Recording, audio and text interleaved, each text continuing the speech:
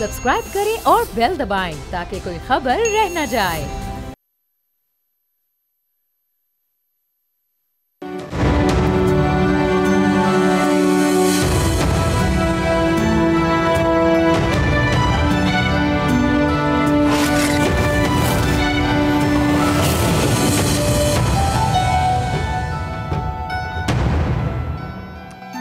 पानी जिंदगी है, लेकिन क्लाइमेट चेंज की वजह से जिंदगी की ये बुनियादी जरूरत मुसलसल कम हो रही है, जिससे खित्ते में बसने वाले अरबों लोगों की जिंदगियां दांव पर लगी हैं।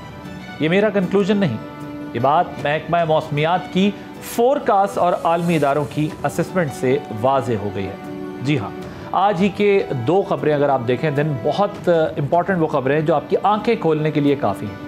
International centre for integrated mountain development के साइंसदानों ने खबरदार किया है कि हिंदू कुश और हिमालय के माउंटेन रेंजेस में बर्फबारी 23 साल की कम तरीन सतह पर आ गई है, जिसकी वजह से पाकिस्तान, इंडिया और चीन समेत 12 ममालिक में स्नो मेल्टिंग पर इन्हिसार करने वाले 2 अरब लोगों को खतरात लाहक हैं।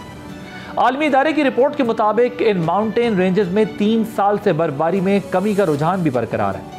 मेल्टिंग के लिए दस्तयाब स्नो में तकरीबन 24% कमी वाक़ हो गई है, जिससे दरियाओं में पानी का बहाव मुतासर होने का अंदेशा है। नतीजे में अंडरग्राउंड वाटर पर इन्हिसार मजीद बढ़ जाएगा और खुशसाली के रिस्क में भी इजाफा होगा। दूसरी तरफ पाकिस्तान में मामूल से ज़्यादा दर्जा हरारत होने की वजह से महकमा मौसमियात ने रवा माह के दौरान दूसरा हीट वेव अलर्ट जारी कर दिया है, जिसके मुताबिक 27 अप्रैल तक, जी हाँ 27 अप्रैल, 27 जून नहीं, 27 मई नहीं, 27 अप्रैल तक पूरे मुल्क में शदीद गर्मी का इम्कान है। लेकिन इन वार्निंग्स के बरक्स मुल्क में पानी पर सियासत का आगाज़ हो गया है। होना तो ये चाहिए था कि दस्तयाब पानी की बूंद बूंद को ज़राअत के जदीद तरीक़ों को अपनाते हुए पोटेंशियल के मुताबिक इस्तेमाल में लाया जाए। इसके बजाय सियासी बयानबाजी तेज़ हो गई है। क्या पानी पर सियासत करने वाले हालात की संगीनी का एहसास रखते हैं और तंग नज़री पर मबनी रवैयों को छोड़ देंगे, जिसके लिए सबसे पहले इल्ज़ामात और धमकियों का तबादला बंद करना ज़रूरी है। देखना है कि वफाक और सिंध हुकूमत बातचीत के जरिए इस मनफी सियासत का तदारुक कैसे करती है। इसी पे बात करने के लिए हमने दावत दी है। हमारे साथ मौजूद हैं डॉक्टर तारिक फजल चौधरी साहब, वफाकी वज़ीर हैं पार्लिमानी उमूर के, और सईद गनी साहब हमें ज्वाइन करेंगे, वज़ीर बल्दियात हैं सिंध के, पाकिस्तान पीपल्स पार्टी से ताल्लुक़ है। आप दोनों का बहुत शुक्रिया। मैं ज़रा डॉक्टर साहब आपसे स्टार्ट करना चाहता हूँ। मुझे बताइएगा कि जो राना सनाउल्लाह साहब का रब्ता हुआ है शर्जील मेमन साहब से, ये 2 दिन जो ये डेवलपमेंट हुई है, बातचीत चलती रही है, ये बड़ा सेंसिटिव इशू है। अच्छी बात है कि इसके ऊपर अगर दोनों जमातों के दरमियान कोऑर्डिनेशन चल रही है, बातचीत हो रही है, बहुत अच्छी बात है। लेकिन कुछ क्लैरिटी देंगे कि अब क्या इत्तफाक़ रहा हुआ है, किस तरह आगे बढ़ना है? जी बिस्मिल्लाहिर्रहमानिर्रहीम। जी बहुत शुक्रिया आपका, आज आपने प्रोग्राम में दावत दी। देखिए, गुजारिश ये है कि ये जो इशू है ये बदकिस्मती से इशू बन गया है। इशू ये था नहीं, लेकिन उस मीडिया हाइप ज़्यादा आप ये कहें कि जनरेट हो गई है, और इसके ऊपर जो मुख्तलिफ बयानबाजी हुई है उसके नतीजे में ये अब ऐसे लग रहा है कि जैसे कोई बहुत बड़ा इशू है सूबों के दरमियान। गुजारिश ये है कि सूबों के अंदर जितने भी वसाइल हैं उनकी तकसीम के तरीक़ेकार वो मौजूद है, मुख्तलिफ एक्ट हैं उनके ज़रिए या हमारे आइन और कानून के ज़रिए कि किस तरह सूबों के अंदर जो वसाइल हैं इंक्लूडिंग ये जो वाटर रिसोर्सेज हैं, इसकी तकसीम क्या होनी है। और पानी के हवाले से तो जो ऐसा एक्ट है 1992, उस एक्ट में ये डिवीजन जो है बड़ी वाज़ेह है। हमारे इसके ऊपर ना 2 मौक़िफ़ हैं। पहला तो ये है कि बिल्कुल ये ना समझा जाए कि वफाकी हुकूमत यकतरफा तौर पर इस इशू के हवाले से कोई फ़ैसला करेगी। दूसरी बात यह है कि जिन मैंने आपको कवानीन का और एक्ट्स का हवाला दिया, उनकी रोशनी में जो कंसर्न फोरम है वहाँ पे बातचीत के ज़रिए इस मसले को हल किया जाएगा। और तीसरी बात यह है कि पाकिस्तान पीपल्स पार्टी तो हमारी इत्तेहादी है मरकज़ में, और उन्हें हम किसी सूरत में भी नाराज़ नहीं कर सकते। गवर्नमेंट का हिस्सा है, इंशाल्लाह रहेंगे, और उनकी क़यादत के लिए प्राइम मिनिस्टर साहब की, मियां नवाज शरीफ साहब की बहुत ज़्यादा उनकी हम रिस्पेक्ट भी करते हैं, और बहुत ज़्यादा जो कॉन्स्टिट्यूशनल पोजीशंस हैं मरकज़ में वो उन्होंने होल्ड की हुई हैं। 2 सूबों में उनकी गवर्नमेंट है, और हमने मिलजुल के आगे बढ़ना है। यही वफाकी हुकूमत का और प्राइम मिनिस्टर का डायरेक्शन भी है, और उसी के ऊपर चलते हुए बातचीत जो है वो उनके लोगों से जारी है और इंशाअल्लाह खुश असलूबी के साथ बैठ के इस मसले को हल कर लिया जाएगा। सईद गनी साहब, मुझे ये बताइएगा कि राना साहब के राब्तों के बावजूद जो है अभी सिंध हुकूमत की जानिब से एक एग्रेसिव स्टांस लिया गया है, आपको अभी भी फेडरल की इंटेंट को डाउट कर रहे हैं आप? शक है आपको उनकी नीयत पे जब कि वो आपको कह रहे हैं कि इसको एमिकेबली रिजॉल्व करेंगे मैटर को? देखिए, आदिल, बात यह है कि हमारा जो ये सारा इशू है, जो केस है, मई 2024 से सीसीआई में पड़ा है और आज हम बात कर रहे हैं अप्रैल 2025 में। अगर तो हुकूमत वाकई संजीदा होती और इस मसले को हल करना चाहती तो बहुत आसान था और कि वो सीसीआई का इजलास बुला लेते, या इस दौरान जो राना साहब कह रहे हैं कि हम सीसीआई से पहले बैठना चाहते हैं वो बैठ सकते थे। उन्होंने ताखीर की और ये भी नहीं था कि हमने उनको याद दहानियां नहीं कराई। सीएम साहब ने बारहा गालिबन शायद राब्ते भी किए होंगे, लेकिन असम्बली में लातादाद मरतबा कहा, मीडिया के सामने कहा, प्रेस कॉन्फ्रेंस करते हुए कहा और खतूत भी लिखे। अब अगर जुलाई 2024 से लेके अप्रैल 2025 तक वफाकी हुकूमत ने कुछ नहीं किया तो आज सिर्फ एक उनके राब्ता करने पे हम कैसे ये तसल्ली कर लें कि वो ये करना चाहते हैं जो हम चाहते हैं। सिर्फ हम मुज़ाकरात की बात नहीं कर रहे थे, हम जो बात कर रहे हैं वो ये है कि आप कैनाल का मंसूबा ख़त्म कीजिए और अगर उसका कोई उसको प्रॉपर तरीके से किसी फोरम पे ले जाके बात करना चाहते हैं, उसका सीसीआई प्रॉपर फोरम है, वह बात कीजिए। उसका जो नतीजा निकलेगा सीसीआई के इजलास में, उसके बाद हम क्या करेंगे, हमारे पास और रास्ते मौजूद हैं, हम वो अडॉप्ट करेंगे या मुतमईन हो जाएंगे कि आप ख़त्म कर देंगे उसको। तो अभी तक राब्ते ज़रूर हैं लेकिन हम बिल्कुल भी इस पे मुतमईन नहीं हैं जब तक कि ये कैनाल्स का मंसूबा मुकम्मल तौर पे ख़त्म नहीं कर दिया। तो सर, उन्होंने कोई आप लोगों को अपनी डिस्कशन में कोई वे फॉरवर्ड बताया कि ये हम कर सकते हैं, इन ऑप्शंस पे काम हो सकता है? नहीं, अभी तो देखें, अभी तो बातचीत होगी ना, अभी टेलीफोन पे तो ये नहीं करेंगे कि हम क्या कर सकते हैं क्या नहीं कर सकते हैं। वो तो मेरा ख्याल इतना बड़ा ये मसला है कि टेलीफोन पे राना साहब से हम इसको तय भी नहीं कर सकते हैं और राना साहब की शायद ये मैंडेट भी नहीं होगा कि वो तना बैठ के कोई फैसला कर लें। इस पे प्राइम मिनिस्टर को बैठना पड़ेगा और शायद और भी जो सीनियर इनके लीडर्स हैं उनको बैठना पड़ेगा। और अगर सीसीआई में लेकर जाते हैं तो ज़ाहिर तमाम सूबाई हुकूमतें उसमें आती हैं, उसके कुछ फेडरल मिनिस्टर्स मेंबर्स होते हैं, तो ये कोई इतना आसान काम नहीं है। वैसे राना साहब ने ज़ाहिर कोई मैंडेट लेके आप लोगों को फ़ोन किया होगा और मियाँ साहब के कहते हैं अप्रूवल के साथ शायद उन्होंने कांटेक्ट किया है सिंध हुकूमत को, और राना साहब बड़े सीनियर आदमी, हो सकता है कुछ ना कुछ उनके पास इख्तियार ज़रूर होगा आप लोगों के साथ डिस्कशन और डायलॉग करने। नहीं, उनको यकीनन प्राइम मिनिस्टर ने कहा होगा या मियां नवाज शरीफ साहब से उन्होंने बात करके ही राब्ता किया होगा, लेकिन राब्ता करके तो वो ये कह रहे हैं ना कि हम इसको बैठ के बात करके इसको हल करना चाहते हैं। इससे आगे कोई बात नहीं की उन्होंने? नहीं, देखिए, मेरा तो राब्ता नहीं हुआ, लेकिन मेरी अंडरस्टैंडिंग ये है कि शायद इससे ज़्यादा बात तो हो भी नहीं सकती टेलीफोन पर। ऑल राइट, ठीक। अच्छा, राना साहब ने तो ज़ाहिर है जो बिलावल साहब की धमकी है उसको ज़रा डाउन प्ले किया है। उन्होंने कहा है कि ऐसा उन्होंने जोश खिताबत में कह दिया है और उसको इतना ज़्यादा संजीदा लेने की ज़रूरत नहीं है उस बात को। लेकिन आज फिर वज़ीर आला सिंध जो है उन्होंने प्रेस कॉन्फ्रेंस की और उन्होंने ये कहा कि ऐसा ना हो कि चीज़ें फिर हमारे हाथ से निकल जाएं। तो वो तो हीट फील कर रहे हैं, पीपल्स पार्टी को हीट फील हो रही है। वो कहते हैं फिर हर किस्म की कॉल देने को हम तैयार होंगे। ये कॉन्फिडेंस बिल्डिंग क्यों नहीं हो पा रही?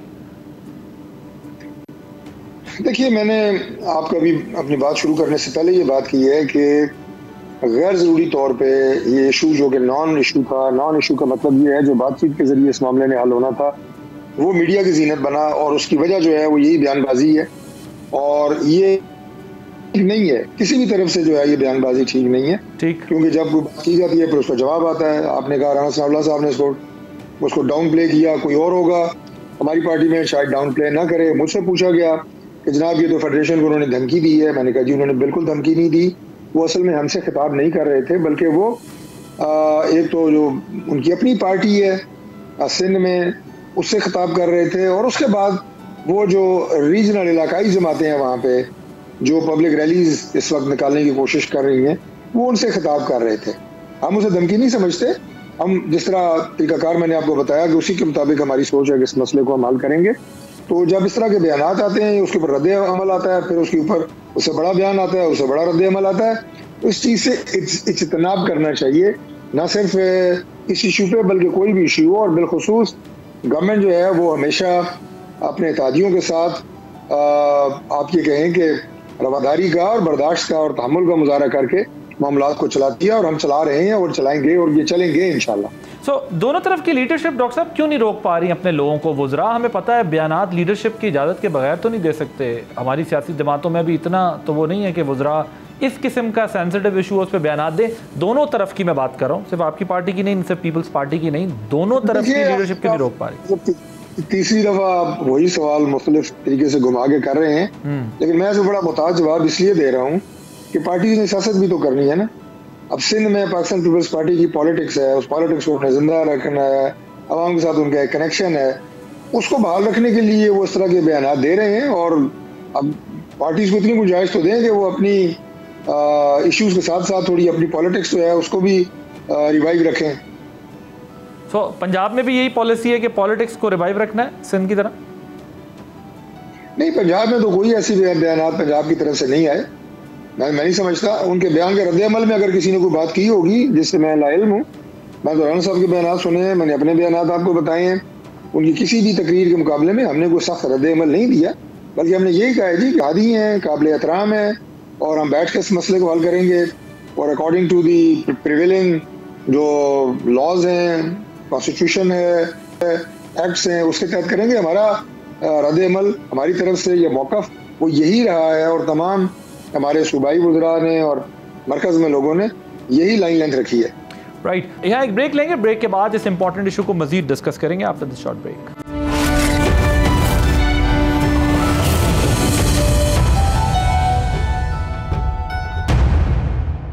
Welcome back. डॉक्टर साहब, ऐसा नहीं हुआ कि आप लोगों की दोनों की तरफ से इस प्रोसेस को डिस्कशन में डिले करने की वजह से जो नेशनलिस्ट एलिमेंट है उन्होंने इसको एक नेगेटिव पॉलिटिक्स में कन्वर्ट कर दिया है और प्रेशर बिल्डअप कर दिया एक परसेप्शन की बेस पर, जहाँ क्लैरिटी नहीं है अभी तक इस मसले के मामले में कि ये मसला हल किस तरह होना है या इसका प्रोजेक्ट एग्जैक्ट है क्या। उस पर नेशनलिस्ट जो एलिमेंट हैं उन्होंने एक इशू बड़ा क्रिएट कर दिया है कि जो डोमेस्टिक लेवल की आपकी पॉलिटिक्स होती है, यानी सिंध के अंदर पीपल्स पार्टी की, उसके लिए मसाइल खड़े कर दिए हैं उन्होंने, आपके लिए मसाइल खड़े कर दिए हैं। शायद इस डिले की वजह से ये सारा कुछ हुआ। देखिए, टाइमिंग के ऊपर बात हो सकती है, लेकिन जो नेशनलिस्ट पार्टीज हैं उनका इसके ऊपर जो मौक़िफ़ आ रहा है या जिस तरह वो इसको लेके चल रहे हैं, वो कोई मुल्क के मफाद में चीज़ नहीं है। वो बात मैं इसलिए कह रहा हूँ कि बदकिस्मती से पाकिस्तान में होता गया है कि जब भी कोई इस तरह का मसला होता है उसमें बयानबाजी और सियासत इस कदर ज़्यादा हो जाती है कि वो जो कहते हैं ना कि फैक्ट्स ऑफ द मेरिट हैं वो पीछे रह जाते हैं।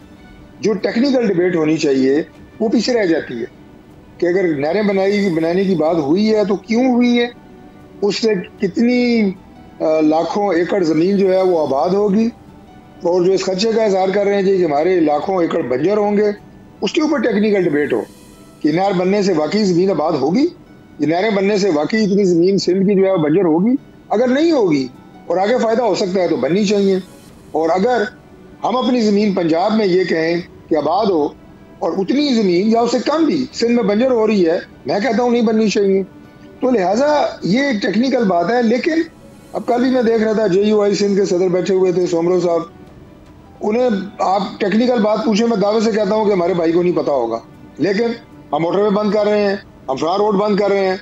अब वो जो एक पॉपुलर नैरेटिव होता है और पॉपुलर पॉलिटिक्स आप जिसे कहें, जो उसको फॉलो करते हुए, उस ट्रैक को फॉलो करते हुए वो लग पड़े हैं जनाब, हम भी इन्हें बंद करेंगे, सड़कें भी बंद करेंगे, फलां भी बंद करेंगे।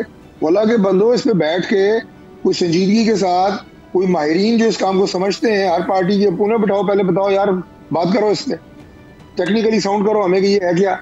वैसे वो तो आज चीफ मिनिस्टर सिंध ने भी कहा, उन्होंने मुराद अली शाह साहब ने भी कहा, उन्होंने कहा कि आप ये ना करें, सड़कें ब्लॉक ना करें, क्योंकि ज़ाहिर है एक्सपोर्टर्स का माल आना जाना होता है, मेडिसिन होती हैं, फूड आइटम्स होते हैं, आप सड़कों को ब्लॉक ना करें क्योंकि उसकी वजह से फिर आम शहरी को परेशानी होती है, बल्कि आप जितना बड़ा एहतजाज करना चाहते हैं कर लें। चलें, ये केपी का क्या पोजीशन? चश्मा केनाल वाले मामले पे केपी ने कहा है कि जो सिंध में करारदाद पास हुई है, भाई आप हमारा नाम उसमें से निकाल दें, चश्मा को आप क्यों इसमें छेड़ रहे हैं? आपने अगर नहरें बिल्कुल आउटराइटली उसको ख़त्म करना है तो ये आप अपने साथ करें, हमारा चश्मा का जिक्र ना करें। केपी हुकूमत इस मामले में आप लोगों के साथ है वफाक के? देखिए जी, ये जो नेशनल लेवल के इश्यूज होते हैं और सूबों के दरमियान जो इस तरह के वसाइल की तकसीम की बात होती है, इसमें तमाम सूबों को मरकज़ के साथ मिल के बैठ के आपस में बैठ के और एक कौमी यकजहती की सोच के साथ इन मामलों को हल करना होता है। अगर वो सोच ना हो और पीछे जो है वो एक पॉलिटिक्स हो या अंदरूनी इख्तलाफात सियासी जमातों के, उससे अगर ये कॉज जो है ये डिस्टर्ब होगा तो ये मुल्क का नुकसान होगा। और सियासी जमातें पाकिस्तान में मैच्योरिटी के साथ इस मामले को देखें ताकि इससे होने वाली जो कॉम्प्लिकेशंस हैं तो हो सकती हैं वो भी ना हो और ये मामला भी खुश असलूबी से तय हो और वो फैसला हो जो मुल्क के बेहतरीन मफाद में हो, जिससे सूबों के हुकूक मुतासर ना हो, सूबों को नुकसान ना हो। कल गवर्नर केपी मेरे प्रोग्राम में थे और मैंने उनसे सवाल पूछा कि क्या ये इस माइंस एंड मिनरल्स बिल की भी बात की और मैंने इस पर पूछा, तो मैंने कहा क्या वो कोऑपरेट करेंगे वफाक के साथ, तो उन्होंने कहा अली अमीन गंडापुर साहब बहुत अच्छे बच्चे हैं, वो भरपूर ताउन करेंगे। तो केपी में जो ये नहरों वाला मामला है इस पर जो है वो हुकूमत वफाक के साथ नहीं, मैं ये कह रहा हूँ कि इसी तरीक़ाकार को इख्तियार किया जाएगा और इसी के तहत इस मामले को हल किया जाएगा। ओके, तो बज़ाहिर ऐसा लग रहा है कि जैसे इस मामले पे फिर वो आपके साथ ही हैं। अब ज़रा ये बताइएगा कि ये थोड़ा सा इससे निकल के आगे बात करते हैं। अब जो एक्सट्रीम पोजीशन पीपल्स पार्टी ले रही है कि सिरे से ही नहीं बननी चाहिए, ऐसा कोई ऑप्शन ज़ेरे गौर है? देखिए कि तमाम ऑप्शंस पे बैठ के बात होगी। बात वही है जो थोड़ी देर पहले मैं आपको कह रहा था कि बयानबाजी से इज्तनाब करना चाहिए और इस वक्त इस मामले में जो राय ज़नी है उसे जो एक बातचीत के ज़रिए इस मामले को हल करने की फ़िज़ा पैदा हो रही है वो उससे डिस्टर्ब होगी। इसलिए एक कदम आगे जाके सोल्यूशंस को डिस्कस नहीं करना चाहिए, बल्कि यहीं तक रहना चाहिए कि हम खुश असलूबी से इस मामले को अपने तादियों के साथ बैठ के हल करेंगे। ओके, मियाँ साहब की जो वापसी है वो प्रोग्राम थोड़ा सा तब्दील हो गया है, सब खैरियत है? उन्होंने एक्सटेंड क्यों किया अपना प्रोग्राम और कब तक उनकी वापसी? जी मियाँ साहब ने अपना जो वापसी का प्रोग्राम जो थोड़ा उसमें ताख़ीर आई है वो उनकी सेहत के मामलात की वजह से है। वो अपने मेडिकल चेकअप्स जो है वो कराने के लिए थोड़ा रुक गए हैं। जैसे ही वो मुकम्मल होंगे बहुत जल्द इंशाल्लाह वो पाकिस्तान होंगे। All right. अच्छा, आपने भी ये कहा है कि अपोजिशन से मुज़ाकरात के लिए हम आर्मी चीफ और चीफ जस्टिस को भी बिठाने को साथ तैयार हैं। ये जो आपने ऑप्शन दिया है उनको, ऐसा कोई ऑप्शन अंडर डिस्कशन है क्या कि अगर अपोजिशन के साथ आप बात करना चाहें?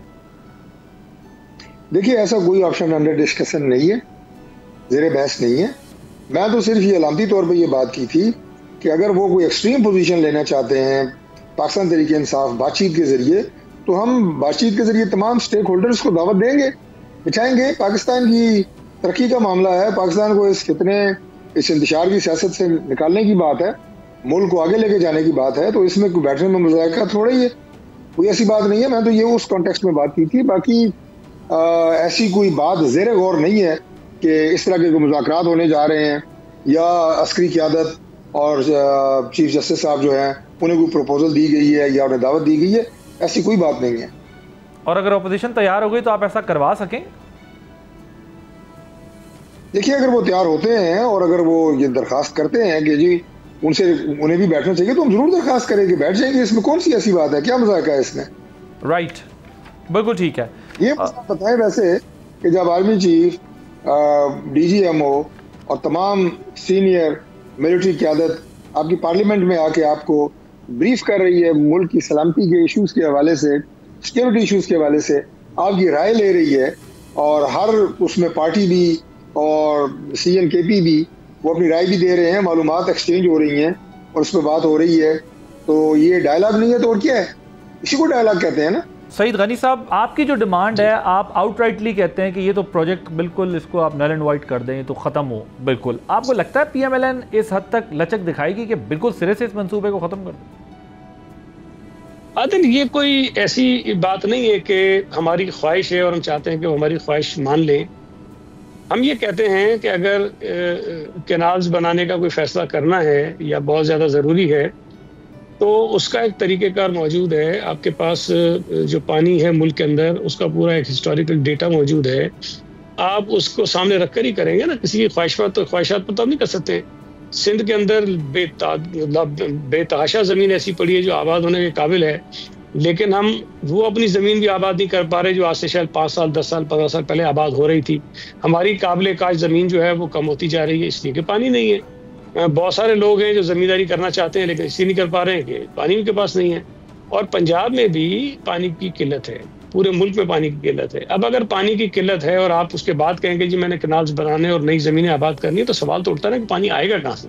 और हम अगर ये बात करते हैं कहाँ से आएगा, तो हमारे पास डेटा है, पूरी फिगर्स हैं, उसकी बुनियाद पे हम बात करते हैं। और मैं समझता हूँ कि हम इतना स्ट्रांग हमारा केस है कि अगर ये बैठ के उसको तवज्जो से सुनेंगे और किसी जिद में नहीं आएंगे तो शायद उनको ये बात हमारी माननी पड़ेगी कि कैनाल्स नहीं बन सकते। सईद साहब, मुझे ये बताएं कि अगर आपको ये यकीन दहानी करवा दी गई कि ये फ्लड वाटर ही होगा, दूसरा वाटर आपका जो है वो कट नहीं किया जाएगा, तो क्या पीपल्स पार्टी फिर कन्विंस होगी या नहीं? सिरे से ही आप लोग इसको नहीं मानते? नहीं, फिर उसमें सवाल ही होता है। फिर मैं कहूँगा कि आपको फिर हिस्टोरिकल डेटा पे जाना पड़ेगा ना, कि पिछले 20 साल में, 25 साल में, 30 साल में, 40 साल में कितने साल आपके पास फ्लड का इतना पानी था कि आपने ज़मीनें आबाद की हैं। और ज़मीन जो आप बनाएंगे ना काश्त करने के लिए, अब ये नहीं होगा कि 5 साल बाद सैलाब आएगा तो आबाद करेंगे। ज़मीन आपको हर साल आबाद करनी है, ये तो नहीं हो सकता आप ज़मीन को छोड़ दें।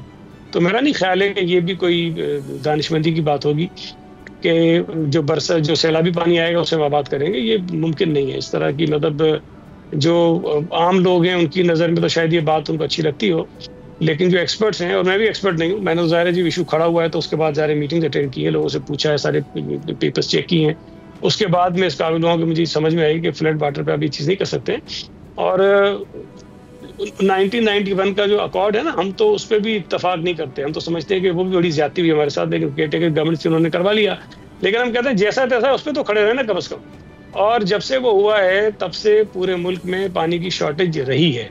वो आपको डेटा से मिल जाएगा कि कितनी एवरेज शॉर्टेज मुल्क में रही है और कितनी किल्लत पंजाब में रही है, कितनी किल्लत सिंध में रही है। आज भी अब ये रिसेंटली कह रहे हैं कि पानी हमने थोड़ा सा मिल गया, पानी उसको बढ़ा दिया है, लेकिन अब अप्रैल के पहले हफ्ते में सिंध में कोई 62% शायद पानी की शॉर्टेज थी और पंजाब में भी 50% के करीब शॉर्टेज थी। अब अगर इतनी कमी है कि आप मौजूदा ज़मीन काश्त नहीं कर पा रहे हैं, उस कमी के होते हुए आप ये कह रहे हैं कि नहीं उसी में से पानी उठाएंगे और हम अपनी जो नई ज़मीन आबाद करेंगे। अगर तो आपके पास इजाफी पानी हो भी ना, तो मैं समझता हूँ कि ज़्यादा दानिशमंदी की बात यह है कि जो ज़मीनें आपके पास मौजूद है, जो काश्त हो रही हैं, उसको बेहतर करें, वहाँ अपनी कल्टीवेशन में इजाफा करें, वहाँ अपनी प्रोडक्शन में इजाफा करें, तो शायद जो आपका प्लान है, जो मंसूबा है, उसी से पूरा हो जाएगा।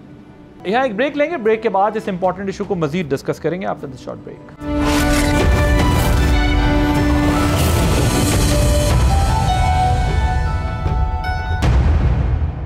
Welcome back. सईद गनी साहब, हम देखते थे वैसे यूजुअली पास्ट में जब कोई इस तरह का क्रिटिकल इशू ज़्यादा आ जाता था तो मियाँ साहब की और जरदारी साहब की मुलाकात या बातचीत हो जाती थी और वो मामलात फिर किसी और तरफ चल पड़ते थे या उस पर डिस्कशन शुरू हो जाती थी। अभी तक जरदारी साहब ने प्राइम मिनिस्टर साहब से या प्राइम मिनिस्टर साहब ने जरदारी साहब से इस मामले में कोई बराह रास्त रब्ता नहीं किया, क्योंकि लीडरशिप की खामोशी है इन अ वे, और नीचे पार्टी लीडर्स दोनों पंजाब और सिंध के एक दूसरे के खिलाफ बड़े सख्त बयानात दे रहे हैं। अब तो बल्कि कारकर्दगी के पोस्टमार्टम हो रहे हैं एक दूसरे की। यहाँ तक इस नहज तक कैसे पहुँच गया ये मामला? देखिए, मैं फिर ये कह रहा हूँ कि ये कोई पॉलिटिकल इशू नहीं है, ये प्योरली एक टेक्निकल इशू है। और ये पीपल्स पार्टी और नून लीग का झगड़ा नहीं है, ये सूबा सिंध के हर उस शख्स का मसला है जो सूबा सिंध में रहता है और किसी न किसी सूरत में पानी इस्तेमाल करता है, चाहे वो ज़राअत के लिए हो, चाहे वो अपने पानी पीने के लिए इस्तेमाल करता हो या किसी और मकसद के लिए इस्तेमाल करता हो। तो ये सियासी इशू नहीं है, पॉलिटिकल इशूज में बिल्कुल ठीक कह रहे हैं कि लीडरशिप बैठ जाती है, उसको सॉर्ट आउट कर लेती हैं। लेकिन मुझे नहीं पता, मैं 100% यकीन के साथ नहीं कह सकता, लेकिन यकीनन जब मुलाकातें हुई होंगी तो ये बातचीत ज़रूर इस पर हुई होगी। मेरी एक राय है कि शायद इस पर बात हुई हो।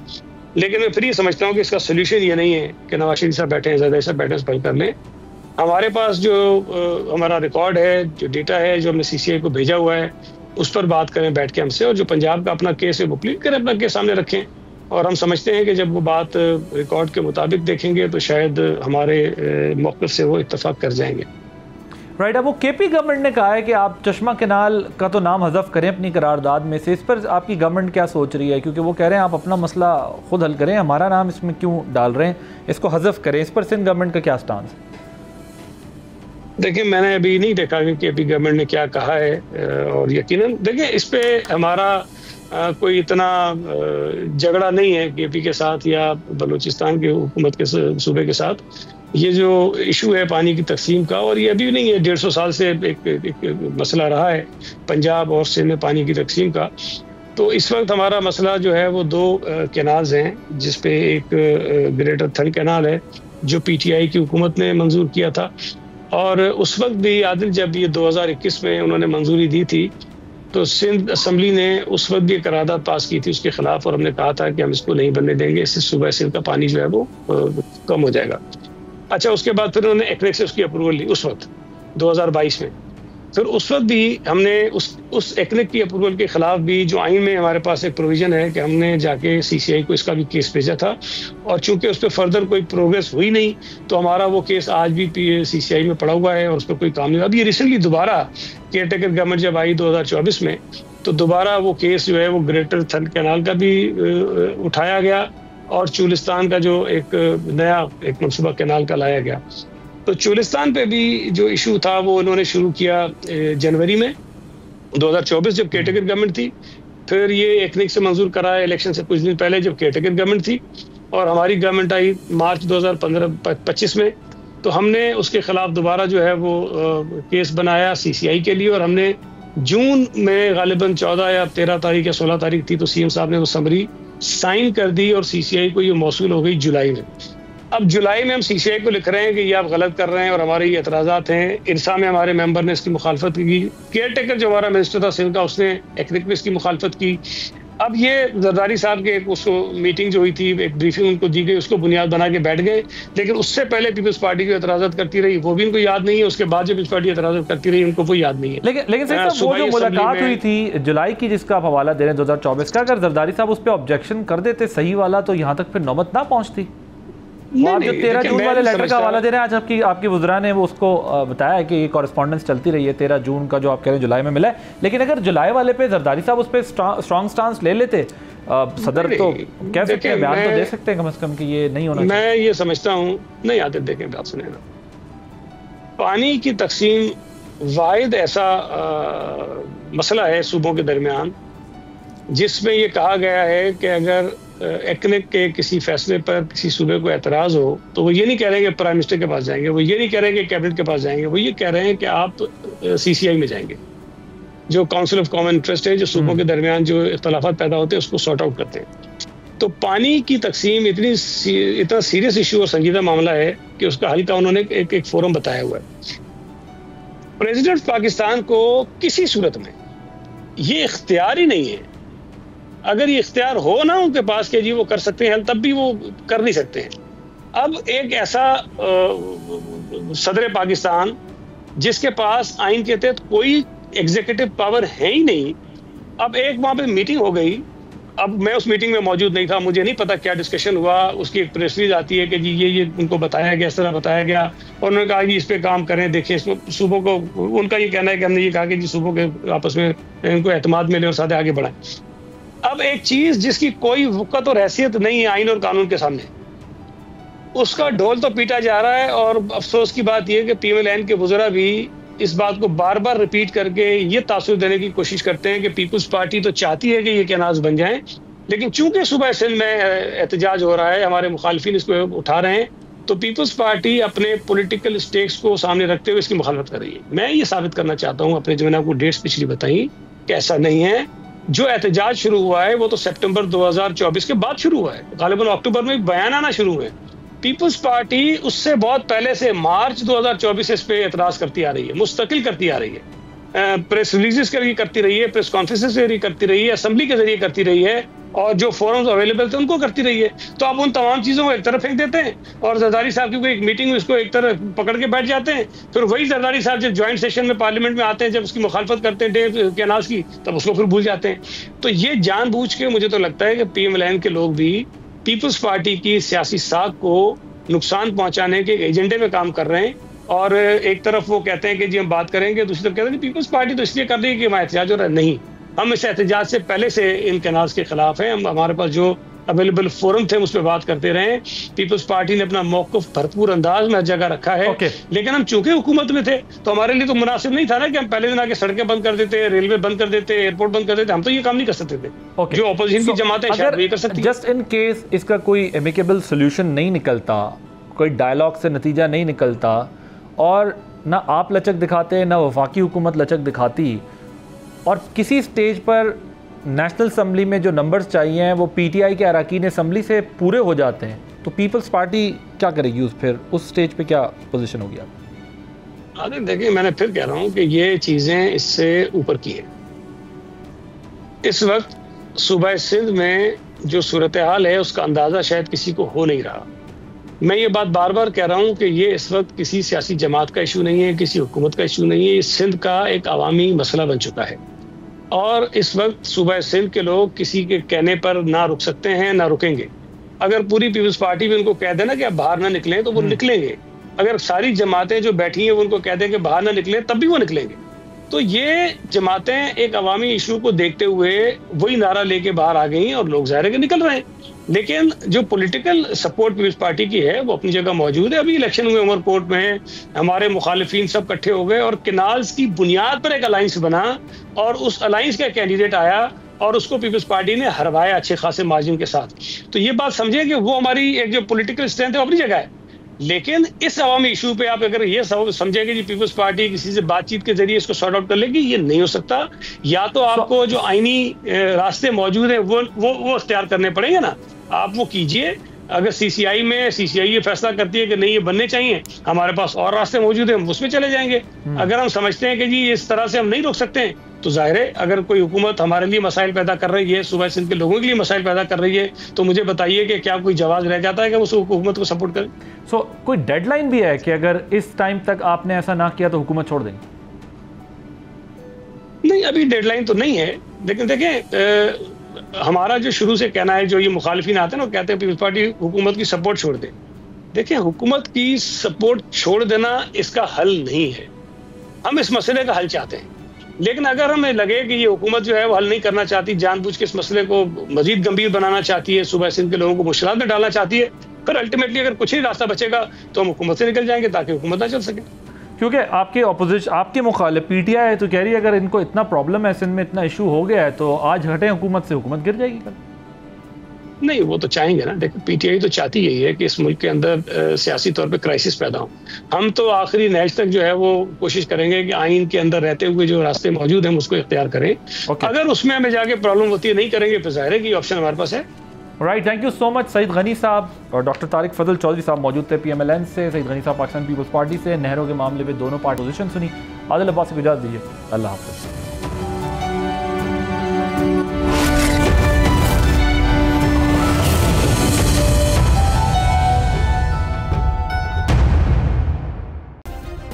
सब्सक्राइब करें और बेल दबाएं ताकि कोई खबर रह न जाए।